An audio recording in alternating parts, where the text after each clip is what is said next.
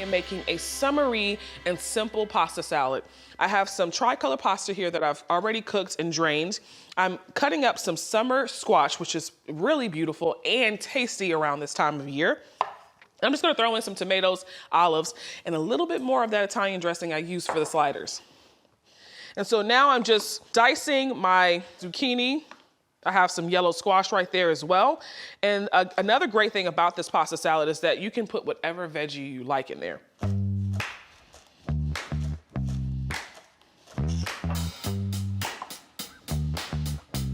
Oh my gosh, my grandmother. I pray that when I'm her age, I'm just as vibrant and lively and active as she is. I always talk about her because if I go over her house at like 8 a.m. or 9 a.m., she's like fully dressed, ready to go. My grandmother never sleeps in, and my grandma has her routine, Monday, Wednesdays, and Fridays. She still drives herself to the pool. She gets all dressed up to go there. Let me tell you something, my grandma is one jazzy lady. She will put on her clothes, and it's so funny. I know when she really likes her outfit because she'll come out the room and she'll, I'm like, Grandma, do you like it? I think so. When my grandma enters a room, everyone's face just lights up. Everyone loves Joe. And my grandma actually used to be a really big party host back in New York when she lived in New York. Everyone loved going to her house for parties because they knew Joe was gonna make some good old Southern food. Mm-hmm.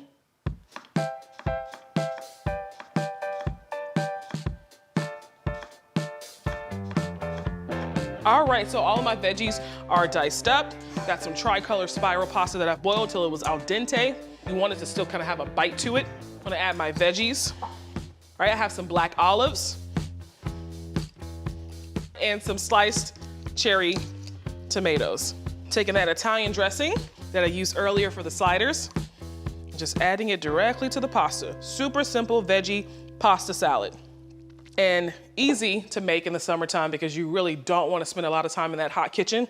The perfect dish for that. A little salt and freshly cracked black pepper.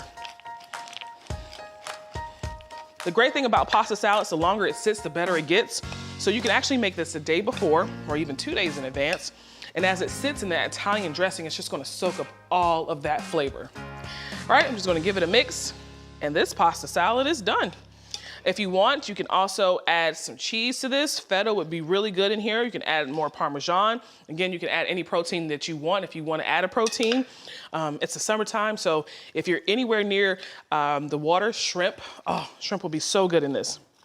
But this is the perfect side for those skewers. Okay, give it a taste. Get some of that zucchini in there. Get a little squash. That's good. It's so fresh. It's not a heavy salad. You know, in the summertime, you just don't want to eat heavy. I don't know about you, but for me, when it's hot outside, I don't want anything that's gonna make me feel icky. This is a great pasta salad if you just want something that's refreshing and tasty, and it's a great side. Grilled summer vegetables with a little tahini dipping sauce. So I have all these beautiful vegetables from the garden. All right, now watch how easy this sauce comes together. So in the bowl, we have tahini. Tahini is just like ground sesame. It's almost like, think of sesame peanut butter. To that, I'm gonna add some ice water. This kind of helps long-term fluff this up a little bit. And also when you add liquid to tahini, it seizes. So this is just kind of getting it ready for the season. The ice water just helps with all of that. We're gonna use the juice of 1 lemon, a little bit of sesame oil. And I'm just pouring everything through here because it's set up. And depending on how much heat you want, anywhere from a half a teaspoon to 2 teaspoons of Aleppo. Pinch of salt, little bit of cracked black pepper, and we just start whisking this up. And it's gonna seem very loose right now, but it will tighten up as it sits. I'm gonna start cutting my veg, and the key here is uniformity, because that way they cook evenly. If you get random sizes, you're gonna be in trouble. So we're gonna grab our eggplant first. I'm gonna get these on the grill first because these take the longest to grill. I like to just do these in half when I grill them, and I just run my knife through them and make a little hatch in there. It's gonna allow the olive oil to permeate it a little bit. Then we're gonna season these up. So extra virgin olive oil, salt, pepper. These are gonna go on the grill. Now, the grill setup here is not offset. We have all the coals in the middle of the grill because we are grilling over direct heat. We're not gonna put the lid down. We're just gonna get these on here on top of these. So you wanna build that fire about 45 minutes early, let those coals go white, then you get that nice gentle heat and you don't have to worry about flare-ups. These baby zucchini and yellow squash, we are just gonna split in half. There's already some olive oil, salt, and pepper on here from the eggplant. So you could just run these through the pool and these are gonna be seasoned up. And then this is gonna go on the grill because these take the second amount of most time to cook. Do different colored peppers taste different? 1,000,000,000%. Like, I love red pepper and golden peppers. I personally like green peppers, but some people despise them. They're just totally different flavor profiles. So these pans are great. If you like to grill these like slotted pans like this, because now I don't have to worry about the flip so much. I could put these in the pan, they're still gonna take on the heat, but I don't have to pick them off individually. So pans like this work really well. Look at that. These are just about ready. I'm gonna start flipping them as we go to break. All right, so grilling away. That looks amazing. They were over the hot heat and I pulled them off. I made a tahini sauce. I wanna put a little bit of Greek yogurt in it. I just think it's gonna smooth it out a little bit. Okay. So I'm gonna go like pretty much equal parts yogurt and tahini, and then just give me a little drizzle of extra virgin olive oil. All right. It just feels beautiful. One more. Perfect. I'm gonna put that right there. Oh, does that look good? Doesn't it? Those are gorgeous. All right, zucchini with a little bit of that tahini yogurt sauce. You can see the vegetables still have some nice texture to them. They have that light smokiness of the grill, the salt, the pepper, the olive oil. There you go. Well, I'm making a new twist on pasta salad. But okay? there is no such thing as a new twist. There They've is. all been done. There is. And you're going to want to hold the mayo. Oh. This is my Mediterranean orzo salad with feta. Yes. I'm in. I'm in. Help me, Jeff. I Help love me. it. I Dice can't that, help, like, in crumble life- this. Oh, crumble it. Dice that medium. Like Medium dice. Sonny did. Yeah. Okay, all right. small dice then. And then put a little salt in it. Keep that separate there. from this. Yes, Put it in sir. a separate bowl. Okay, first thing first. Orzo. It's not really a grain. It's a wheat-based pasta. I love it. It's one. I think it's not. You don't see It's it a one lot. of my favorite It's weird. mouthfeels of all time. Oh, a great. big So good. old spoon, just, oh. 8 minutes in salty water, as salty as the As Lake Michigan. No, Lake Michigan is fresh water. Salty as the sea, y'all. Yes. Y'all. Yes, y'all. Plenty of salt. It's got to boil for about, this has been on for about 4 minutes. Takes around 8 minutes. You don't want to, you want to have it al dente, but it's going to be served right away, so you're not cooking it anymore, so you've got to cook You're it. serving it right away, so it's like a warm pasta salad. Yeah. then. Oh, wow. Okay, dressing first. Jeff, great job. Thank For the you. dressing, simple, very simple. Lemon juice, a good amount of Chardonnay vinegar. Whoa, what if you don't have Chardonnay vinegar? A little honey. Well, you could text just use GZ and you ask him, You- and then white he wine tells vinegar you is you fine. can use white wine vinegar. Yeah. garlic powder, mustard, and a lot of dill. I love Dijon dill. mustard, yeah. Dijon mustard. I think when it comes to a pasta salad, you have to really add a lot of flavor in that vinaigrette. You do. A little tahini. Ooh, Or as like we say in the house, Oh. tahini. Wow, Smooth you're it so good. out. And some salt, and it's got to be a little bit of olive oil. It has to be vinegary. So I'm a 50-50 person. 50 vinegar, 50 oil. I don't like the 3-to-1. It's too oily This for is me. another reason why you don't want a cold pasta salad. No one wants cold olive oil. You No. know what I mean? It No. does So we're gum going to up. taste Yeah. that and see if we have enough acidity and salt. So, Let's take a GZ, look at what this made here. you use tahini? I think it's a great, it coats this really nicely. It's a little luxurious flavor on the To tongue. give like a creaminess, since you're not Yeah. using mayonnaise, that's Almost. going to give you that Yeah. creamy moment. Almost. Let's taste this. Jeff, great job, buddy. Is this enough? Do you want me to Yeah, a do little more? salt, and chop up some dill and put it in there, too. I'm such a mayo girl, but when it comes to pasta salad, I'm not. Yeah? I like a 100%. vinaigrette. And when you guess a cameo, if you're serving it, just do it like an hour before. Let it sit together outside. And you can do it like in a flat tray or a bowl. I'm doing it in a bowl today. But Right. if you put it in a larger tray, so it gets cool. But we talked about that when Yeah. you're also serving a salad like that. It's sometimes best to lay it out on a Yeah. tray than in a bowl because Yeah. things start to settle. Let's take a look. So it takes, like I said, 8 minutes. What do you think of that? No! It was hot, though. I did burn my tongue. We have success. Yay! Let's that go. quick. It happens Let's quick. do it. All Bring right. it together. Strainer. This is where you do put it in a strainer and put it down the drain. Yeah. Normally, pasta, we've been telling people for 9 years doing Save a show. the water save and the water. sell it. Don't save the water. Yeah. Really Do it. get the water off and just sort of steam, get that steam out of it. You see that? Mm-hmm. Huh? Okay, this is the fun part. I'm adding some red onion. Mm-hmm. And I'm gonna save some, let's see if it's enough. I'm gonna taste it.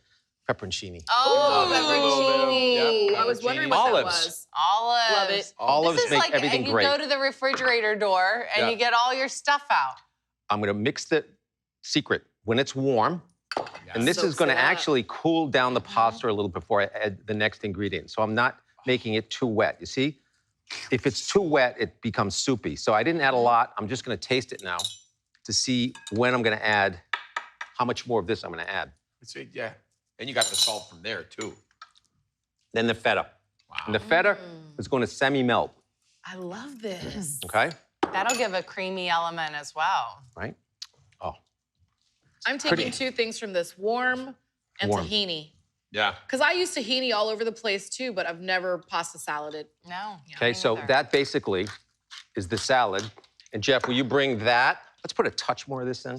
Just a touch. Listen, this is cooking, Do it, right? You got to Jimmy. taste as you go. Taste as you go. It's not an exact science, pasta not. making. Oh, So good. let's go. Okay, Come on, bring Jeff, it. let's go. Okay, Oh, let's go. hey, I'm coming. Hey, To shut down everything here for you. Thank you. GZ, I know there's really no substitute for tahini, which is basically ground up toasted white sesame seeds. But what would you? Anything or just leave it out? You leave it out if you don't have it. Yeah. It's fine. Looks What good. about, but- where are those Miso. cucumbers going? Cucumbers miso. right on top for a little texture. Crunch, crunch. Crunch, crunch. So you have the colds and the warm. Right? Look at this guy. Okay. What A little, would you hold that for me, son? Thank you, son. More dill. We Lemon love juice. the dill. Lemon we ready? juice, us, GZ, yes. He just bleached some of my wig. I did? started to You melt. saw that, Some right? highlights. I was worried Did I bleach about your it. wig? I thought, I gave you some highlights. Now I'll this take was it. like, you could have this as your entree. You could have this with a piece of grilled salmon. Grilled a piece shrimp. Of grilled Salmon. chicken. Grilled Yeah. shrimp. Yes, So good. delicious. It'd be so good with Delicious. that. Beautiful, easy. Geoffrey. Put me up, G. Okay. Come on, Okay. I did a lot. That's good. When? When? It's so tangy. I love the dill. Bon appetit. I taste the tahini. The tahini is adding something. It's it almost makes it savory vibes. The tahini is something else. It's so Really, really in there. Yeah, this is Listen, A bone? it's So punchy, fresh. man. It's punchy. yeah, it's acidic, which is perfect. You know, you're thinking about summertime. You're eating burgers. This is acidity on 10. I'm team texture, so the crunchy from the cucumbers and dill and cucumber just goes together for me, right? With the feta, but the tahini, that little undertone, it's there. It's like, it's not in your face, but you know it's there if you're a tahini person, if you're a tahini file. Is that a thing? Yeah, they are. Fantastic. And with grilled You gotta salmon, be a tahini- grilled yeah. fish, this is like This is a delicious. fatty fish. Yeah. No, There you go. don't serve it cold. Don't Serve it cold. warm. Let that feta just kind of melt Let it into sit the out. orzo. It gets better. And if you aren't in orzo land yet, you need to get into it because, man, the mouthfeel is just everything. This is delicious, GZ. We expect Dude. nothing less. Is there anything better than a potluck? Somebody hosts, everybody brings something, and you just go through the line and fill your plate with so much delicious variety. The hardest part about a potluck is deciding what to take. So I'm going to be sharing some of my new favorite potluck ideas, starting with chorizo baked beans. I'm telling you, these are magical, and they're better if you make them a little bit ahead of time and let them sit, which makes them just perfect for a potluck. Alrighty, I've been browning a pound of chorizo, and I'm gonna go ahead and take it out. And chorizo is so flavorful, a little bit spicy, and I'm gonna use the flavor from cooking this to cook all the rest of the ingredients for the beans. All right, now into the same pan, I'm gonna add some onions and 2 colors of bell pepper. green and red, and I just kind of diced them to a medium dice. And I'm also gonna scoop up some sliced fresh jalapenos. I'm gonna stir these veggies around and cook them until they start to soften. Give me just about 3 minutes. Oh, those veggies are looking fantastic. Okay, now I am using canned pork and beans for this bean recipe. I usually use canned pork and beans for any baked beans I make. They already have a little bit of flavor to them. They're a little bit saucy, and they always work so well. And then I have a few more things to add. About a half a cup of your favorite barbecue sauce, and then half a cup of brown sugar, a couple of tablespoons of yellow mustard, and a couple of tablespoons of apple cider vinegar.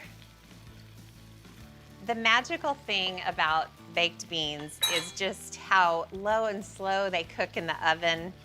The sauce gets really thick and syrupy, so it's fine to go ahead and add pork and beans, or you can even add cans of baked beans, because you're gonna turn them into something way better than themselves.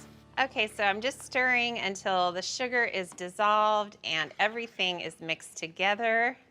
Honestly, I could just grab a spoon and dive into this. It looks and smells amazing. But these are baked beans. They're not stovetop beans. So this whole beautiful mixture goes into a baking dish.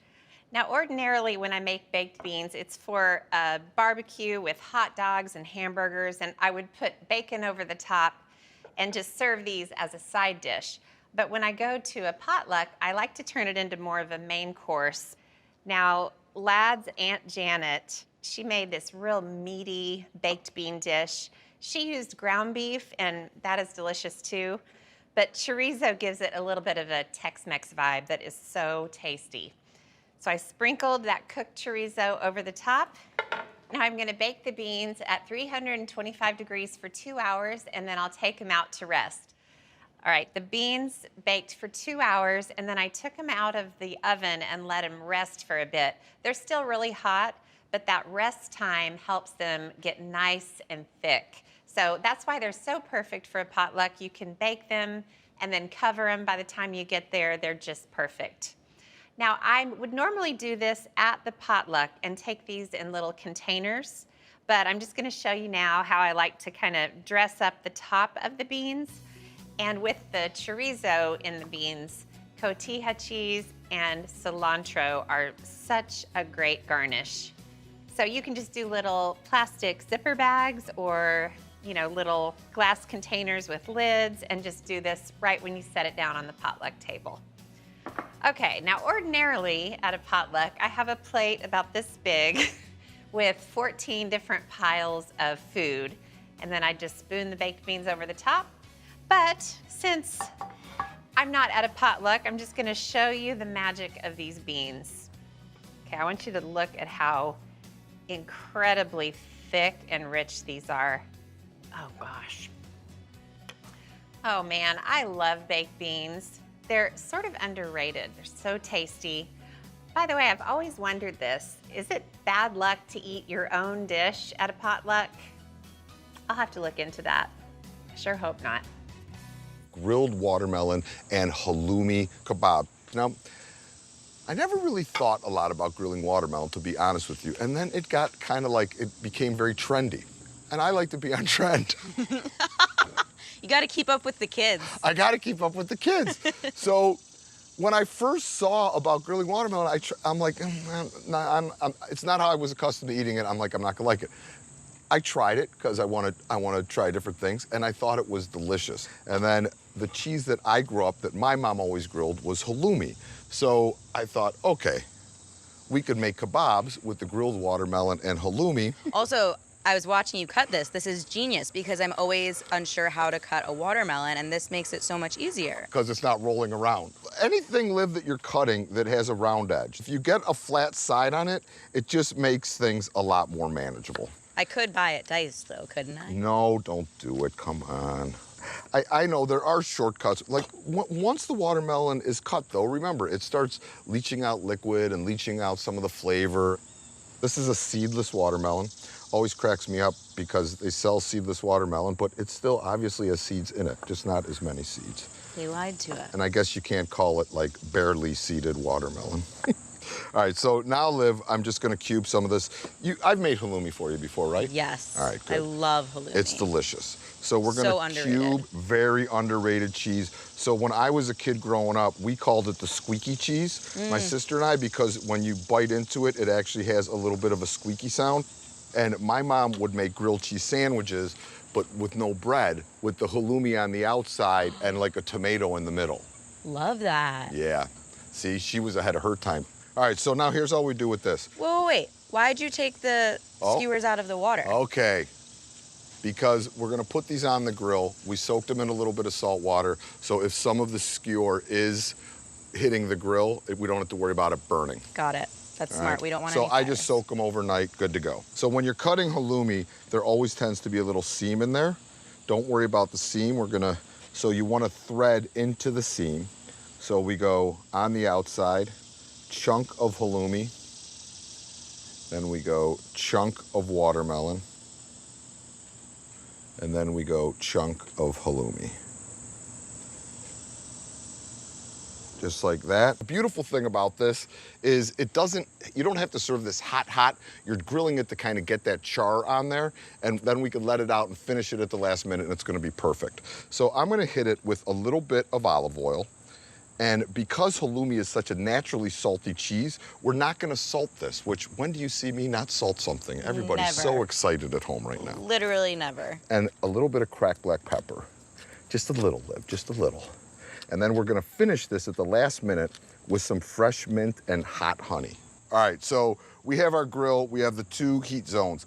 All the coals are in the back. It is screaming back there. I have no coals up front, so once I get the char, I could move it to the front. This is gonna be a quick move. And then we'll get them flipped and we'll go to the next bunch because this is quick. Almost, all right, we gotta patient. Be patient, Michael, be patient. I'm getting more aggressive. I'm feeling comfortable, Liv, so I'm gonna get a little more aggressive. Yeah, I mean, you're going crazy on the grill. Going crazy. All right, so these are starting to come together now. When I'm looking at the exterior, I can see that it's starting to really get some nice char on it. So we got a little bit of char on the watermelon, and the cheese is starting to melt, so we're getting a little bit of char on the cheese. You can see there, good char happening. And once they are flipped, they're only gonna go for about 35, 40 seconds on the other side. Don't worry, like, if you get the nice grill marks on your watermelon, you're good. You just want the cheese to get soft. That's what we're trying to do with halloumi. Halloumi doesn't fully melt. That's the beauty of grilling it or pan frying it. Oh, yeah. All right. So halloumi is off. So you can see we get some nice char on there, char on the watermelon. So what I'm gonna do with that is I have a little bit of hot honey because it goes so good with the sweet and the saltiness. Okay, this is where I would like some hot honey. We're gonna drizzle the hot honey on top. I like it. And then we are gonna take some fresh mint. And I'm just gonna tear it right over the top of this grilled halloumi and watermelon. And look at that, Lizzie, huh? Just nice kind of Beautiful pieces. So you guys wanna go halloumi first? Sure, why not? Power of Let's cheese. do You it. could take it off the kebab if you'd like, however you guys wanna do it. I think I'm gonna take it off because I want a little bite with the watermelon because I think that's the whole... I was very unsure about watermelon being grilled, but this is delicious. Still really juicy, but the char adds a nice little flavor to it. The other thing is I think it brings out more of its natural sweetness a little bit with the watermelon. And then the hot honey and mint really kind of put it over. So underrated. Underrated cheese. Oh my God. Panzanella is a great thing to make for a large crowd. You got some stale leftover bread, cut that up, put some vegetables in there, add a vinaigrette. You got yourself a side or an appetizer. So I've sliced 1 small red onion. I have 1 English cucumber here. I'm cutting the English cucumber into half moons. A traditional panzanella salad does not have cornbread, but of course we're in the South, so we're gonna use cornbread. Okay, so I got 2 pounds of heirloom tomatoes here. I love them because they come in all varieties of shapes and colors, and I think it's just a great way to mix things up a bit. So I have 3 large tomatoes and a few grape tomatoes here that I'm just gonna half. My veggies are cut up. Let me grab the ingredients for my vinaigrette. It's gonna be a little tangy. It's gonna have a little garlic in there, of course, some Dijon, some white wine vinegar, some olive oil. Let me grab my garlic cubes, and I might as well grab my cornbread. I have 3 cloves of garlic here. Just gonna do a quick mince.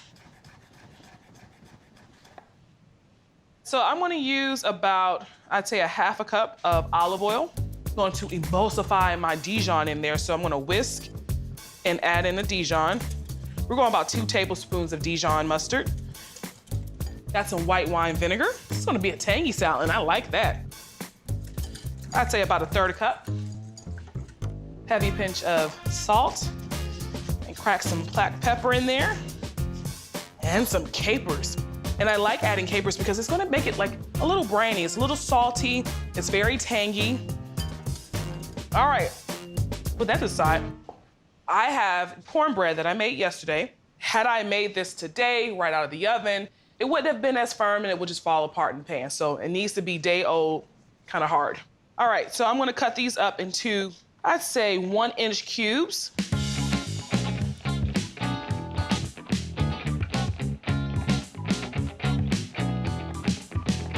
All right, so I'm gonna head over to the stove and get my bacon started.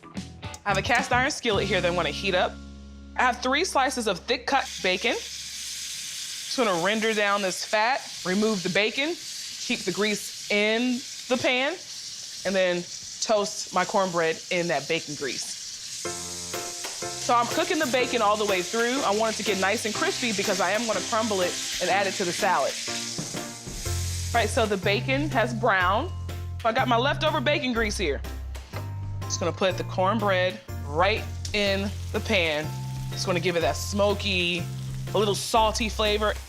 All right, I'm just gonna flip them, manipulate them around, and I don't wanna be too rough because I don't want it to crumble up. I'm just doing a light toast. All right, these are toasted.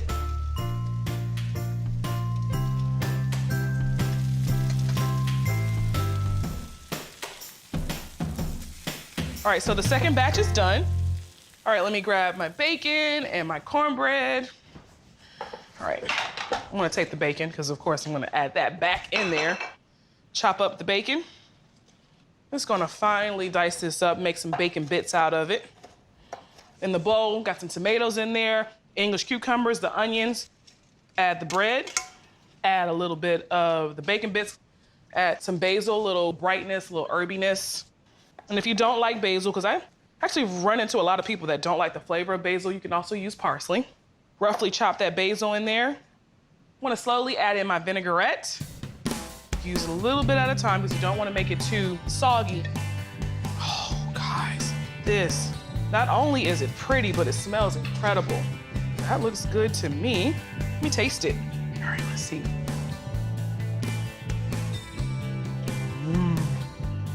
That's good.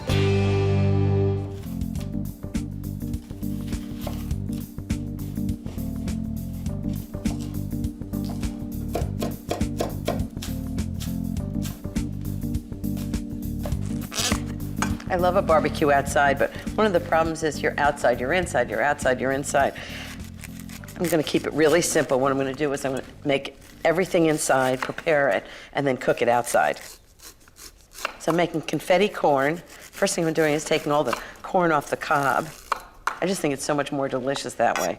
Just cut off the end and just sit it up on its little rear end. And just slide your knife right between the kernels and the cob. You wanna get all of the kernel and none of the cob. I'm gonna saute it with red onions and peppers and fresh herbs. It's gonna be absolutely delicious. Okay, so that's about a quart of corn kernels. I just want to get all the ingredients ready so when I get outside, I can stay outside. Okay, now the rest of the ingredients. I've got red onion, all chopped up. I'm gonna saute that with a little olive oil first. I've got chopped orange pepper. That's gonna go in the corn. Next is fresh herbs. I've got about 2 tablespoons, and it's a combination of chives, basil, and parsley. My friends are coming for a bridge party, and instead of making the usual chips and dip, I thought I'm gonna make them sliders, which are little hamburgers, and confetti corn. And I'm gonna do it all on the grill. So first I'm gonna do the confetti corn. I've sauteed some onions and a little bit of olive oil. I'm gonna add 1 pepper, chopped. I have a nice orange pepper, it's really sweet. Saute that for a minute. This is great doing it all on the grill instead of running inside for the stove and outside for the grill. I've got it all right here. Okay, I'm gonna add 2 tablespoons of butter. And 4 cups of corn that I cut off the husks. Lots of salt and pepper. Give it lots of flavor.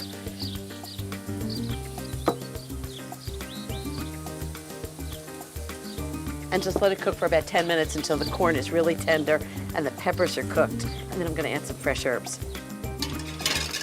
Come grill with me. All righty. All right, here I go. So I've got confetti corn. You're sauteing it right on the grill. Right on the grill, yeah. I never thought of that before. Yeah, why not? I'm just gonna add 2 tablespoons of fresh herbs. I've got basil, chives, and parsley, just to give it nice, fresh color. How's that look? Terrific. Does that look like it'd be good with sliders? Yeah. We're having mini hamburgers.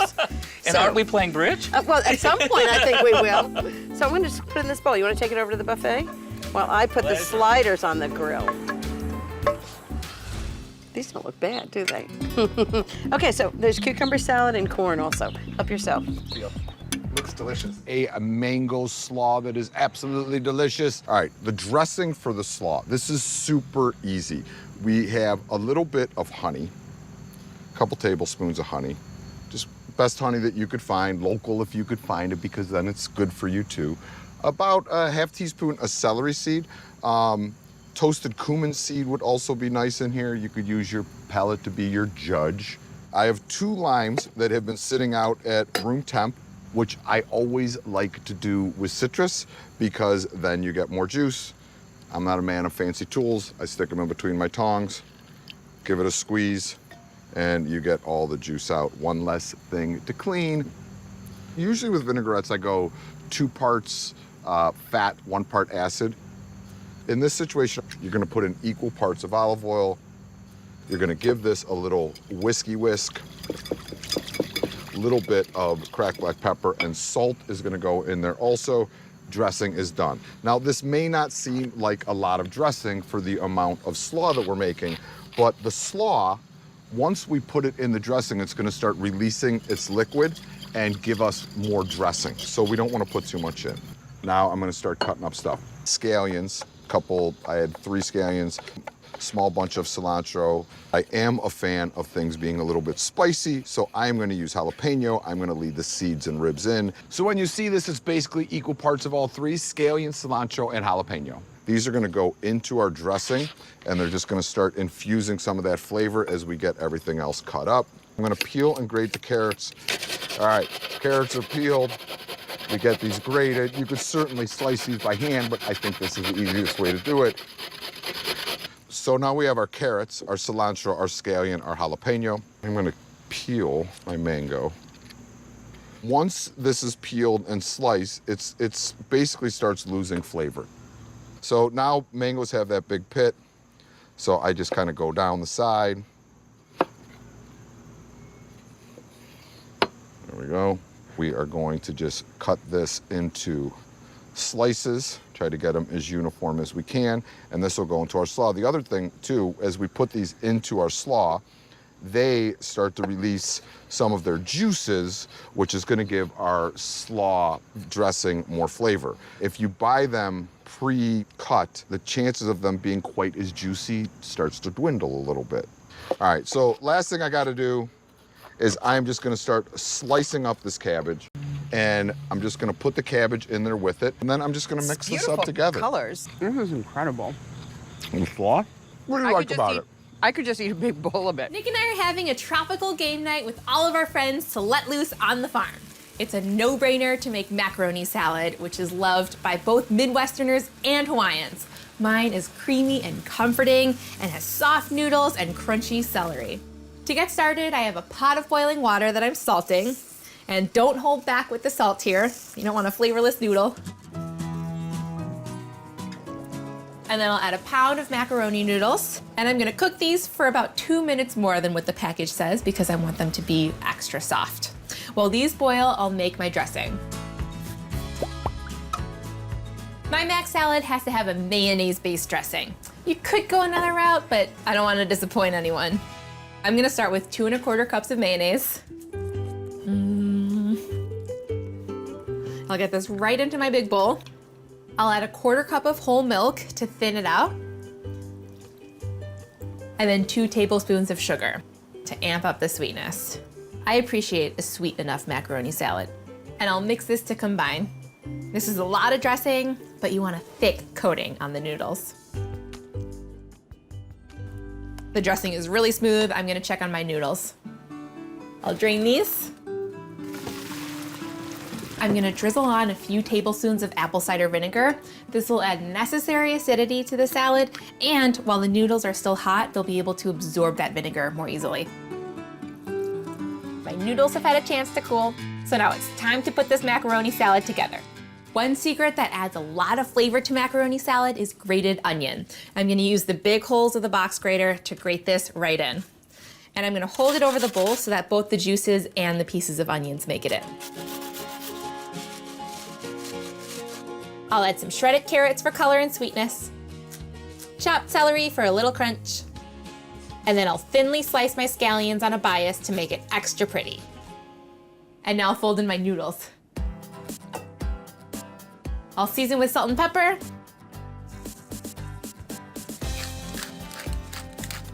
And fold everything together to thoroughly combine. Can't wait to eat this. This macaroni salad is looking extra creamy. I am going to taste it.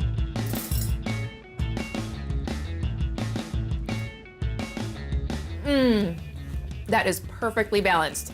The sweetness of the onion and the sugar in there, and the acidity from the apple cider vinegar is great, and I love the crunch from the vegetables. Okay, I just have to plate this up. Oh yeah.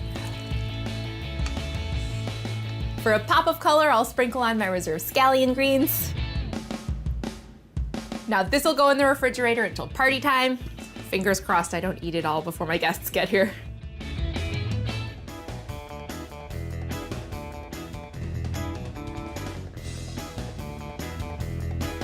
My assistant barber's son, Jason, is getting married, and she's giving the rehearsal dinner while she was having a complete meltdown. So I said, okay, deep breath. We're gonna do this together. You're gonna go out and buy some really wonderful things in town that we can serve as a buffet, and you and I are gonna make some delicious things to go with it.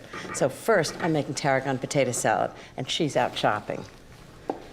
So first, I'm just gonna test them and make sure they're really done. And I just use a cake tester, a skewer. Okay, no resistance, exactly right. I'm gonna drain them. I'll show you what I do. I have a little secret about this. So this is 2 pounds of Yukon Gold potatoes. I boil these for about 15 to 30 minutes, depending on the size of the potatoes. And what I'm gonna do is I drain them and then take a nice clean kitchen towel, gotta be clean, and put it right over the top, and just let them steam for about 10 minutes, and the steam gets in the potatoes and they end up perfectly cooked. So in the meantime, I'm gonna make the dressing. Most potato salads are so boring. They're like potatoes and mayonnaise with maybe a little salt if you're lucky. I just think they can be really flavorful. I add lots of fresh herbs like tarragon and dill. I start with 1 cup of mayonnaise. You don't have to make your own. 2 tablespoons of lemon juice. I like a little bit of acid in things like this. It just gives it an edge that really gives it lots of flavor. This is a small lemon, so it should be perfect.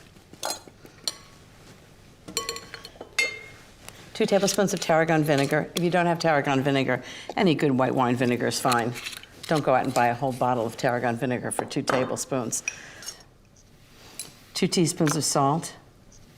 Remember, this is the dressing, and potatoes are fairly bland, so you want them to have lots of flavor. 1 teaspoon of pepper, and just give it a whisk together. And then I'm gonna add tarragon, fresh dill, red onion, scallions. It's gonna have really good flavor. So these potatoes are just cool enough to handle. I actually love to put the dressing on a potato salad while the potatoes are still warm because it really absorbs better. 2 pounds of potatoes. All done. Okay, into a bowl. And remember, you want to do this while they're still a little bit warm. This isn't the time to go answer the phone. Okay, enough dressing just to moisten it. Give it a big stir. And see, when you toss it, it breaks up a little bit. So you don't want to make them too small to start with. Okay, next, 3 tablespoons of chopped scallions, just right into the salad. 3 tablespoons of minced onions. And then some fresh herbs to give it a really fresh flavor. So I'm going to use dill and tarragon, 2 tablespoons of each one. Just give the dill a nice rough chop. I love the smell of it. Okay, 2 tablespoons of fresh tarragon. And then I'm going to put the rest of the dressing in.